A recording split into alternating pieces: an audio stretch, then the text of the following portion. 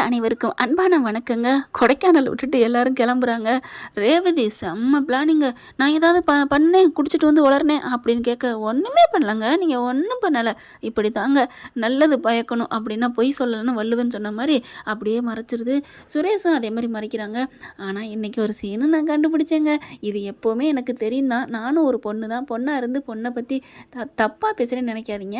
ஒரு ஆண் விஷயத்தில் ஒரு பொண்ணு நுழைஞ்சிட்டா, அதாவது கல்யாணம்னு வந்துட்டா கொஞ்சம் அவங்க லைஃப் மாறிடும், சேஞ்சஸ் ஆயிரும் அப்படிங்கிறத இப்போ மதி வந்து சொன்னாங்க பார்த்தீங்களா. அவர் அதாவது இவங்க நல்ல விஷயமா தான் சொன்னாங்க. இது நல்ல விஷயமோ கெட்ட விஷயமோ, பொண்ணுங்கிறவ ஒரு ஆணோட வாழ்க்கையில் வந்துட்டா எப்படி பாருங்க, உங்கள் அண்ணன் பாவம், போய் பேசுங்க, போங்க போய் பணம் கொடுங்க அப்படிங்கிறது பொண்ணாக இது இந்த விஷயத்தை பொறுத்தவரைக்கும் நல்லதுங்க.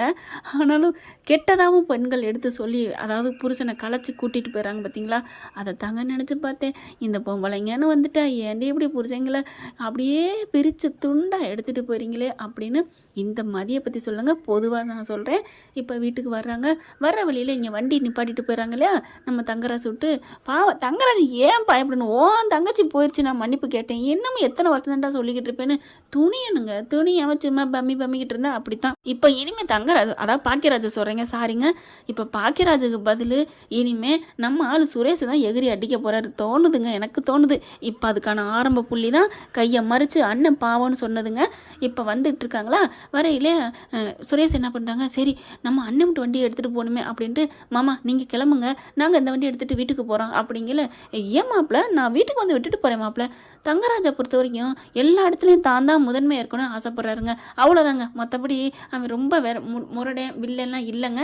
ரேவதியும் சொல்லிடுது, ஆமாங்க நம்ம பிள்ளையெல்லாம் பார்க்கணும்ல, நம்ம வீட்டுக்கு போவோம், அவங்களும் அங்கே போட்டோம் அப்படின்னு சொல்லிட்டு வண்டியை எடுத்துகிட்டு இவங்க இறங்கிடுறாங்க. இந்த வண்டியை எடுத்துகிட்டு இவங்க 4 பேர் கிளம்புறாங்க.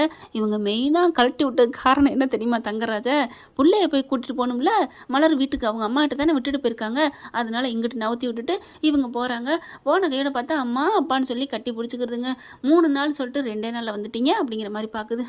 என்னதான் பண்ணுறது அப்படின்னு சொல்லிட்டு சோகமாக இருக்குது. என்னடி மலர் என்ன அப்படிங்கிற, ஒன்றும் இல்லைம்மா, நல்லா தானே இருந்தீங்க, நானும் உன் மருமையனும் நல்லா தான் சந்தோஷமாக இருந்தேன், போதுமா அப்படி சொல்ல. அப்போ அந்த வழக்கம் போல் அந்த அவனோட பிரச்சனையா, அம்மா விட்டு தள்ளு அப்படின்னு சொல்லிட்டு பிள்ளைய கொஞ்சம் கொஞ்சுறாங்க. ஏய் உன் பிள்ளை 2 நாளாக என் கூட இருந்து ரொம்ப சந்தோஷமாக இருந்துச்சுடி அப்படி சொல்ல, மாமன் நல்லா சந்தோஷமாக கொஞ்சம் விளையாடுறாங்க. என்னம்மா நல்லா இருந்தியா, மாமா கூட நல்லா ஜாலியாக விளையாண்டி, நாங்கள் பார்க்கு போனோம், பூங்கா போனோம், ஜாலியாக என்ஜாய் பண்ணோம், பாட்டி எனக்கு கதையாக சொன்னாங்க, ஐஸ்கிரீம் வாங்கி கொடுத்தாங்க மாமா, எனக்கு இங்கே இருக்கலாம் போல தோணுதுமா அப்படின்னு சொல்ல, அப்படிலாம் இருக்க முடியாதுடா, வீட்டுக்கு போகணும்ல அப்படின்னு சொல்லிட்டு, அம்மா கிளம்புறம்மா, ஏய் எனக்கு ஆசையாக இருக்குடி நம்ம பிள்ளைய இங்கேயே வச்சுக்கிறதுக்கு, என்னம்மா பண்ணுறது அப்படிங்கல. பாக்கியராஜ் பார்க்குறாரு, அத்தை மன்னிச்சுக்கோங்க அத்தை, எப்படியாவது இனிமேல் நான் சனி ஞாயிறில் கூட்டிகிட்டு வர்றேன் அப்படின்னு சொல்ல, எப்படியாதுன்னா எப்படி, என்னடி உன் மாப்பிள்ளைக்கு தைரியம் வந்துருச்சு போல இருக்கு, கொஞ்சம் கொஞ்சம் தைரியம் வருது, எனக்குமே வருதே, என்னடி சொல்கிற, எல்லாத்துக்கும் மதி தான் காரணம் அப்படின்னு மதியை சொல்ல, ஐயோ அக்கா என்ன அப்படின்னு மதி சொல்கிறாங்க. ஆமாம் உன்னை பார்த்தா நானும் கொஞ்சம் தைரியமாக வருது தெரியுமா. சுரேஷ் அங்கே நின்றுட்டுருக்காரு.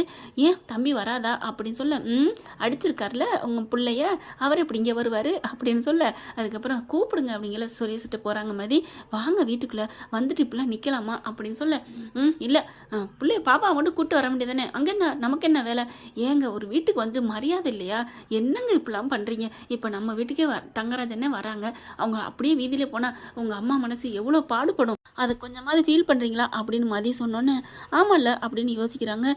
ஐயோ மாமா வராமல் போனால் அம்மா பிடுங்கி எடுத்துரும், சரி சரி வர்றேன் அப்படின்னு உள்ளர வராரு. மாப்பிள்ளை வாங்க வாங்க அப்படின்னு அழகாக கூப்பிட்றாங்க. உண்மையிலே மகளை கட்டி கொடுத்த மாப்பிள்ளை மாதிரி, வாங்க தம்பி வாங்க உட்காருங்க அப்படின்னு சொல்ல, அவனும் வாங்க அப்படிங்கிறான். அடித்ததை கூட மறந்துடுறாங்க. இவருக்கே கொஞ்சம் குற்ற உணர்வு சுருக்குங்குது சுரேஷுக்கு. நம்ம அம்புட்டு அடித்தோம் வாங்கன்னு கூப்பிட்றாங்க பத்தியா, நம்ம தான் கண்ணாடியை போட்டுட்டு இருந்துட்டோமோ, அதாவது முகத்திரையை போட்டுட்டு இருந்துட்டோம் அப்படிங்கிற மாதிரி நினைக்கிறாங்க. உடனே ஓடி போயிட்டு நல்லா வெயில் அடிக்குதுன்னு கூல் ட்ரிங்க்ஸாக கொண்டாந்து நல்லா சர்பத்து ஐஸு போட்டு கொண்டாந்து கொடுக்குறாங்க. எல்லாருமே குடிக்கிறாங்க. நல்லா இருக்கா அப்படின்னு சொல்லி கேட்க, நல்லா இருக்கு அப்படிங்கிறாரு சுரேஷ். அதுக்கப்புறம் எவ்வளோ நல்லவங்களா இருக்காங்க அப்படின்னு நினைக்க, அப்படின்னு மதி பார்க்குது எப்படி அப்படிங்கிற மாதிரி, விடு விடு அப்படின்னு சொல்லிட்டு, சரி நாங்கள் கிளம்புறோம் அப்படிங்கிறாங்க. ஏன்னா தங்கராஜ் வீட்டுக்கு போயிட்டு, அத்தை என்னம்மா வரல, அவங்க அப்பே வந்தாங்களே அப்படின்னு தாறுமூறு தக்காளி சட்னி பேசிடுவாரா, அதனால எல்லாம் கிளம்புதுங்க. கிளம்பி வீட்டுக்கு வந்துடுறாங்க. வீட்டுக்கு வந்த கையோட அங்கே பார்த்தா வந்துட்டாங்க அப்படிங்கல பாட்டி அப்படின்னு அந்த பிள்ளைவே கட்டிக்குது. அம்மா எப்படியாப்பா வந்துட்டியலா, என்னடி ஒரு நாளுக்குள்ளே வந்துட்டீங்க, இன்னும் ஒரு நாள் இருக்குது அதுக்குள்ளே வந்துட்டேன் அப்படின்னு சொல்ல, இல்லத்த வந்துட்டோம் அப்படின்னு சொல்ல, அப்பா எம்மடியோ வாடி வந்து உன் கையால் ஒரு காஃபி போட்டு கொடுறேன். ஏன் அக்கா போட்டு தரலையா? அதெல்லாம் போட்டு கொடுத்தா கழனி தண்ணி மாதிரி காஃபி அது தொண்டைக்கு கீழே இறங்க மாட்டேங்குது, நீ உன் கையால் போட்டு தாடி அப்படின்னு சொல்ல போயிட்டு வேகமாக போட்டாந்து கொடுக்குறாங்க. 2 பேரும் மாமியார் குடிச்சிட்டு, அப்பா காஃபின்னா மலர் காஃபி தான், பேஸ் நல்லா இருக்குது அப்படின்னு சொல்ல, அப்படியே மலர் பார்க்குது, மதியம் பார்க்குது, கொத்தடிமையாக வச்சுக்கிட்டு இருக்க பாரு அப்படின்னுட்டு, அதுக்கப்புறம் எங்கடி மாப்பிள்ளை ரேவதி அப்படியே போயிட்டாங்களா? ஆமாம்மா, அப்புறம் போக வேண்டாமா அப்படிங்கிறாங்க 2 பிள்ளைங்களும். சரி அப்படின்னு சொல்லிட்டு அவங்க ரூமுக்கு போகிறாங்க. பாப்பா எங்கேம்மா போகிறப்பா அப்படின்னு சொல்லிட்டு உங்ககிட்ட நிறையா பேசணும். ஐயோ கேட்க போகிறாங்களே, என்ன பண்ணுறது, மலருக்கு துடிக்குது. அத்தை அவளுக்கும் ட்ரெஸ் எல்லாம் மாற்றிடுவோம், அங்கே போட்டது குளிச்சுட்டு அதுக்கப்புறம் வர சொல்லுவோம். ஆமாம் அதுவும் சரிதான், நீ போயிட்டு வா, அப்புறமா பாட்டி பேசுகிறேன். ஓகே பாட்டி அப்படின்னு சொல்லிட்டு, பாட்டிங்க எல்லாமே சூப்பராக இருக்கீங்க அப்படின்ட்டு போக, என்னது பாட்டிங்க எல்லாம் சூப்பர்மா, என்ன சொல்லிட்டு போகிறா இவ, ஏன் மலரு? இல்லை பாட்டினாலே நல்லவங்கன்னு சொல்கிறா, வாமா நீ அப்படின்னு சொல்லி உள்ளார கூட்டு போயிருது மலரு. அதுக்கப்புறம் அவங்கவுங்க ட்ரெஸ்ஸை சேஞ்ச் பண்ணிக்கிறாங்க. உள்ளுக்குள்ளே போயிட்டு மதி என்ன பண்ணுது, சுரேஷுக்கிட்ட அப்படியே ஒரு தன்மை தெரியும் இல்லைங்க, அழகாக அடங்கி போகிற மாதிரி பேசுகிறாங்க. பாத்ரூம்குள்ளே போகிறாங்க. சுரேஷ் போகவும் சரின்னு சொல்லிட்டு ஒதுங்குறாங்க. என்ன ஒதுங்குறா, இல்லைன்னா நான் தான் போவேன், நான் தான் முதல்ல கையை பிடிச்சேன் அப்படின்னு சொல்லுவா அப்படின்னு நினச்சிட்டு, இல்லை நீ போ அப்படின்னு சொல்ல, இல்லை நீங்கள் போங்க அப்படிங்கிறாங்க. என்னடா அது இப்போவும் ஆச்சரியமாக இருக்குது அப்படின்னு உள்ளார போயிட்டு எல்லாம் மாற்றிட்டு வராங்க. மூஞ்சி கை காலம் கழிட்டு அதே மாதிரி நம்ம மதியம் பண்ணிட்டு வர அப்படி பார்க்குறாங்களா. என்ன பார்க்குறீங்க அப்படின்னு மதி கேட்க, ஒன்றும் இல்லை உங்ககிட்ட கொஞ்சம் சேஞ்சஸ் தெரியுது அப்படின்னு சொல்ல, அதே தான் நானும் சொல்லணும்னு நினச்சேன், உங்ககிட்டையும் தெரியுது. என்கிட்டலாம் ஒன்றும் இல்லையே, நான் கரெக்டாக தான் இருக்கேன், எப்பவும் போல தான் நான் இருக்கேன். அது கரெக்டு தான், நீங்கள் எப்பவும் போல தான் இருக்கீங்க, நான் தான் கொஞ்சம் உங்களை தப்பாக புரிஞ்சுட்டேன்னு நினைக்கிறேன். அப்பா ஏதாவது புரிஞ்சுட்டாளே அப்படின்ட்டு வாவ் அப்படிங்கிற மாதிரி பார்க்குறாரு. ஆனால் அந்த பிள்ளை அங்கிட்டு பார்த்துருது, பார்க்கலையா நீ அப்படின்னு திரும்பிடுறாரு. அதுக்கப்புறம் மறுபடியும் மதி சுரேஷை பார்க்க, என்னையே பார்த்துட்டு இருக்க, ஏதோ சொல்ல வர்றேன்னு நினைக்கிறேன், சொல்லு என்ன பிரச்சனை உனக்கு அப்படின்னு சுரேஷ் கேட்குறாரு. இல்லை ரொம்ப தேங்க்ஸ் அப்படிங்கிறாங்க. எதுக்கு தேங்க்ஸு, நான் சொன்னோன்னா இங்கே கேட்டுக்கிட்டீங்கல்ல, என்ன நீ சொன்ன நான் என்ன கேட்டேன் ஆரம்பிச்சிட்டானா, ஒன்றும் இல்லைங்க நான் தேங்க்ஸை வாபஸ் வாங்கிக்கிறேன் அப்படின்னு மதி போக அப்படியே படார்னு கையை பிடிக்கிறாரு. அப்படியே அவங்க மேலே போட்டிருந்த அந்த துணியோடு அப்படி இழுபடுது ஷாலோட, அப்படியே பார்த்து அப்படி டக்குன்னு கையை மூடிக்கிறாங்க. சரின்னு சொல்லி இவர் திரும்பிக்கிறாரு. புருஷன் பொண்டாட்டி தானப்பா, ஷாலு ஒதுங்கினா இப்படியா திரும்பி பார்ப்பீங்க அப்படி தான் தோணுது. அதுக்கப்புறம் சொல்லு, என்ன சொல்ல வந்துட்டு சொல்லாமல் போகிறேன், நான் சொன்னால் நீங்கள் அதுக்கு ஒத்துக்க மாட்டீங்க, சொல்கிறதுக்கு முன்னாடியே ஒத்துக்கலை, சரி ஒத்துக்கிறேன், என்ன சொல்ல வர சொல்லு அப்படிங்கிறாரு. இல்லை அங்கே அப்படின்னு சொல்லிட்டு, நான் சொன்னோன்னே உங்கள் அண்ணனுக்காக பேசுனீங்கல்ல, அது எங்கள் அண்ணனுக்காக பேசினேன், அப்புறம் பக்கம் நியாயம் அறிஞ்சு பேசினேன்.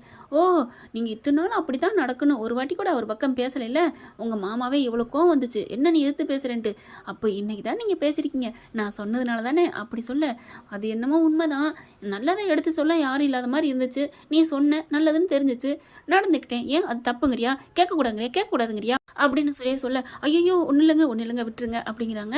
அதுக்கப்புறம் கிளம்ப போயில, அப்புறம் இன்னொன்று என்ன அப்படிங்கல, நான் பணம் கொடுங்கன்னு சொன்ன கொடுத்தீங்க பார்த்தீங்களா, அதுக்கும் ரொம்ப தேங்க்ஸுங்க அப்படி பார்க்குறாரு. நான் ஒன்றும் சொல்லலாமா அப்படின்னு போக அப்புறம் இன்னொன்று, என்ன மொத்தமாக சொல்லு. இல்லை மலரக்கா சொன்னாங்க, சுரேஷ் ரொம்ப நல்லவன், அவங்க மாமா பேச்சை மட்டும் கேட்டுட்டு கொஞ்சம் குளறுபடி பண்ணுவான், மற்றபடி நல்லவன் சொன்னாங்க, அதுவும் இப்போ ப்ரூஃப் ஆயிடுச்சு, நீங்கள் நல்லவர் தான் அப்படின்னு சொல்கிறாங்களா. அப்பா இவன் வாயிலேருந்து இதை வாங்குறதுக்கு பெரும்பாடாக இருக்கேன்னு சொல்லிட்டு வெளில வராங்க. அதுக்குள்ளே மலர் பிள்ளையை கூப்பிட்டு வச்சுட்டு, வாடி தங்கம் செல்லக்குட்டி அப்படி சொல்லி கூப்பிட்டு வச்சு பேசுகிறாங்க. அப்புறம் என்னென்ன போனீங்க, எங்கெங்கே பார்த்தீங்க, சுற்றி பார்த்தீங்க, என்னென்ன வாங்கி சாப்பிட்டீங்க அப்படின்னு சொல்ல, ஐயோ போச்சு அப்படின்னு எல்லாரும் அப்படியே தலையில் கை வைக்கிதுங்க. இன்னைக்கு மாட்டணுண்டா இன்னைக்கு அப்படின்னு சொல்லிட்டு மலருக்கு உயிர் போகுது. பாப்பாவை கூப்பிட்றாங்க, இங்கே வாமா அப்படின்னு சொல்ல, என்னடி நான் பாப்பா கிட்ட கேட்குற நேரமா இங்கே வானே கூப்பிட்டுட்டு இருக்கேன், நான் அப்படி தான் அவகிட்ட தான் பேசுவேன், நீ போடி அப்படின்னு சொல்லிட்டு மருமகளை அடக்குறாங்க.